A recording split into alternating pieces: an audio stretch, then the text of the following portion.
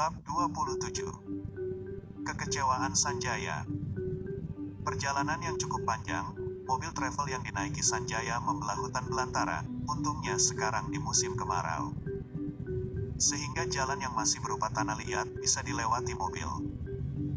Sekitar 1 jam perjalanan membelah hutan, mobil travel sampai ke sebuah desa. Meski di dalam hutan, desa milik Alex tidak terlalu primitif. Sebab sudah ada beberapa bangunan rumah dari batu bata dan semen, serta rumah-rumah lainnya yang terbuat dari kayu yang ditata dengan rapi. Serta sudah ada listrik meski hasil swadaya masyarakat, yakni dihasilkan dari generator yang baling-balingnya digerakkan oleh air sungai. Mobil travel berhenti di depan rumah tembok.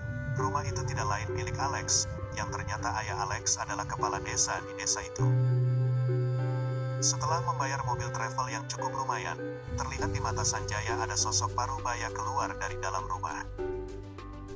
"Silakan masuk nak, anggap saja di rumah sendiri," kata ayah Alex kepada Sanjaya, setelah diperkenalkan oleh Alex, bahwa Sanjaya adalah teman kuliahnya.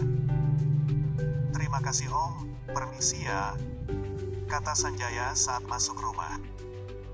"Ayah, dia adalah Sanjaya yang pernah saya ceritakan di telepon," kata Alex kepada ayahnya, yakni untuk mengingatkan ayahnya tentang tujuan Sanjaya ke sini. Beberapa waktu yang lalu, Alex telah memberitahukan ayahnya bahwa ada temannya yang akan datang dengan tujuan pusaka suku.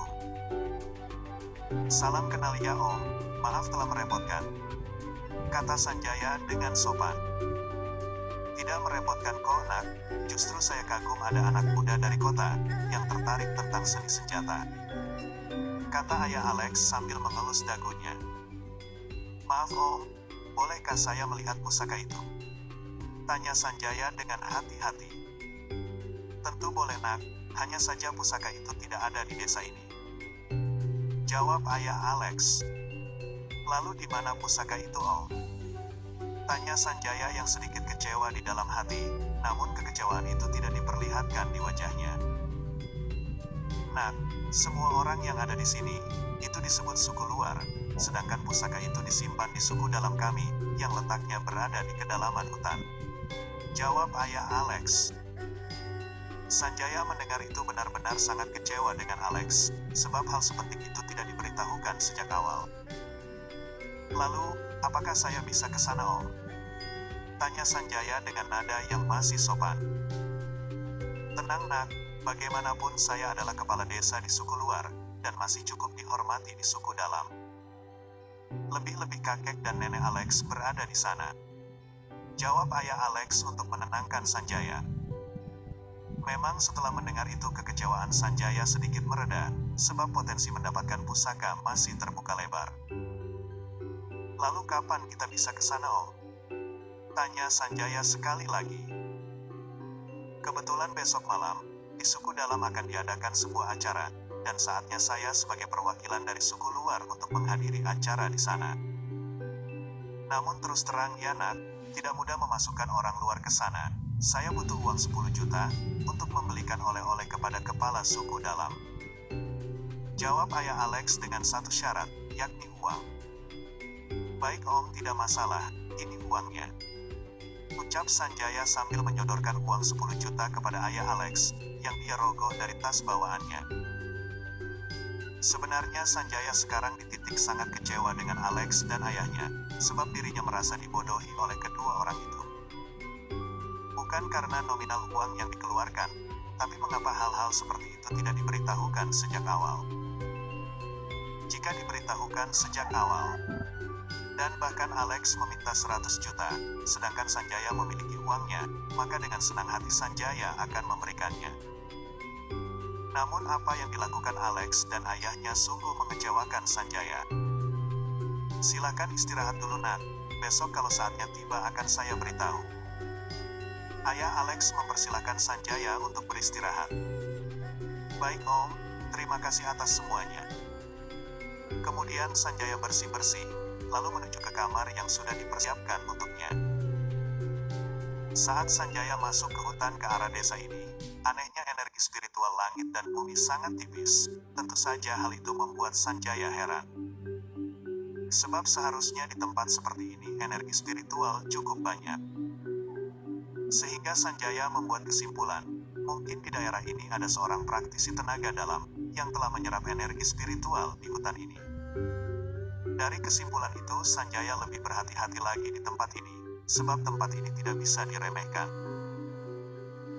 Sanjaya menyembunyikan tenaga dalamnya setenang air, agar praktisi tenaga dalam lain tidak merasakannya, sehingga Sanjaya akan terlihat seperti orang biasa.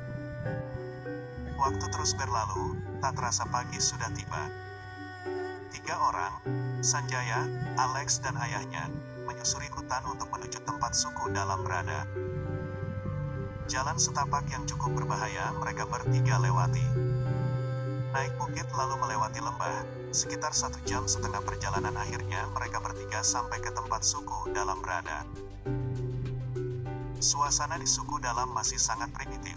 Rumah-rumah yang ada di sana masih terbuat dari rumput liar yang dikeringkan. Kelompok Sanjaya berhenti di salah satu rumah, dan itu adalah rumah kakek Alex.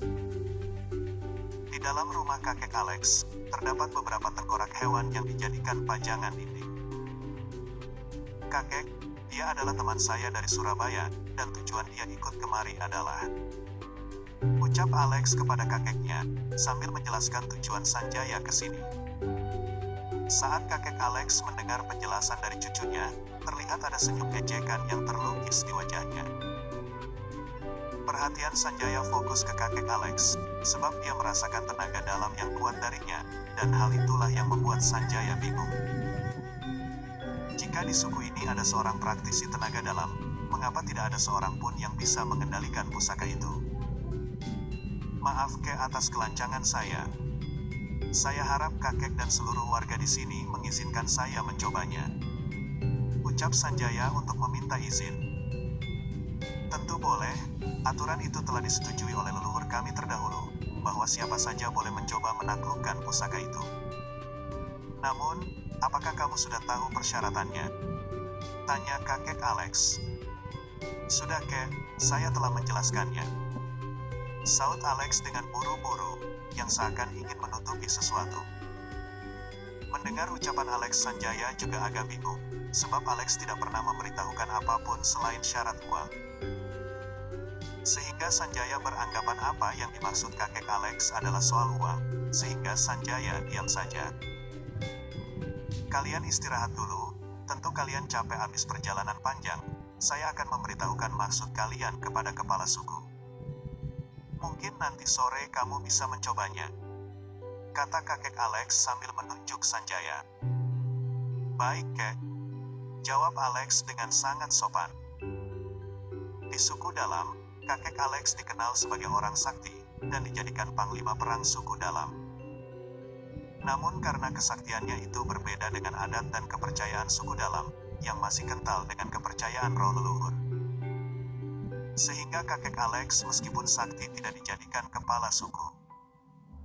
Sebab kakek Alex tidak bisa menyambungkan warga suku dalam dengan roh leluhur mereka, sehingga pangkat kepala suku jatuh ke tangan sepupunya. Yang dinilai lebih layak, sebab memiliki ilmu supranatural dan bisa menyambungkan suku dalam dengan roh leluhur. Hari ini aktivitas warga di suku dalam cukup ramai, sebab malam ini akan diadakan acara adat tahunan mereka. Sehingga ibu-ibu di suku dalam sedang melakukan tradisi masak bersama untuk acara nanti malam.